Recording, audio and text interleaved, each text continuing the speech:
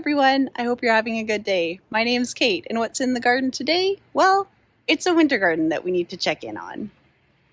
There's currently not a lot to do out here. Some of the beds are empty, with hardly any debris left over from the fall. And not even on purpose, most of it has already decomposed in place with the cold and rainy weather here in the last few months. In contrast to that, I have a few areas full of winter crops or perennial plants. I've mostly been ignoring them for the last couple months, so I'm due to check in on them. This is an herb bed surrounding a dwarf cherry tree. The sage and oregano look happy. The alyssum looks pretty sad, but despite it being marked as an annual, I think it might resprout in the spring. And I had chamomile to the right, which self-seeded and germinated this fall, so it's all set to take off once it warms in the spring. But the main winter crops, they're here in the long bed. At this end, the bed has Brussels sprouts and broccoli interplanted with beets. We had a pretty good snow a few weeks ago that seems to have broken a bunch of the leaf stems, which is fine, but I'll get them out of the way and into the compost. The broccoli is looking unruly, but pretty good. I'm not a broccoli expert, so I'm just going with the flow. But the Brussels sprouts, well, as plants they look healthy. But I think last year I had taller plants and the sprouts were bulking up sooner. This is actually pretty understandable. This year I bought Brussels sprouts and broccoli as starts because I got behind on my seed starting. I planted them at the beginning of September, which is a whole month later than I should have, and an extra month of long, full sun days in the summer probably would have made a big difference.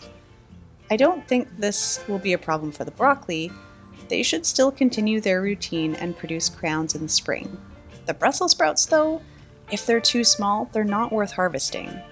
There's one plant with sizable sprouts, but the others we'll have to see if they continue to bulk up. And the beets hiding below, sowing them a month earlier would have helped them too.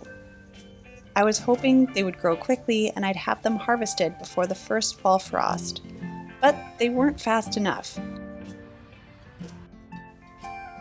At the other end of the bed, there are leeks, some carrots, the remnants of dill and basil, and a sage plant that'll move in the spring. The leeks are looking good, but smaller than last year. I think I planted them behind schedule too. I must have been behind for a lot of the season. The carrots, I'll harvest what's there, but this was a huge surprise to me. These ones are Châtenay carrots, and they're supposed to be short, and they're beautiful. I was fully expecting to be disappointed. I thought they were still small, but some of them were big and gorgeous. The biggest surprise was that fresh picked carrot smell. It was just like summer carrots. What a dream! I really can't understate how great they smelled. I gave them a quick clean at the potting table in some rainwater since the outside hoses are currently turned off. And once I got them inside, I had to try one. They were sweet and fresh, just like summer. They were amazing. I was so impressed. And I also have another bed with young carrots in it, so I'll be keeping an eye on them too. Now, I fully had no expectations for the carrots. I had written them off in my mind to the point that if I wasn't filming this, I wouldn't have given them a second thought. I would have just left them till spring and cleared them out then, which of course would have been a mistake.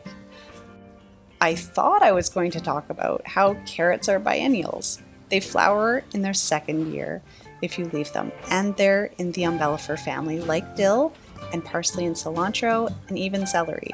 Umbellifers make loads of tiny flowers all grouped together. I like to think of them as an umbrella shape to go with their family name. And this actually makes umbellifers great companion plants. And the key is to let them go to flower because their flowers bring in a variety of beneficial insects, including ladybugs, hoverflies, and parasitic wasps. And these insects do a great job of keeping some pest insects under control, like aphids and even the caterpillars of cabbage moth butterflies. I know I'm getting off track here. I just really wanted to share that. I will definitely be including umbellifers in my seed starting plan, and I wanted to make sure you could too. Well, there's not much else going on in the veg garden, so for now, thanks for watching, and I'll see you next time.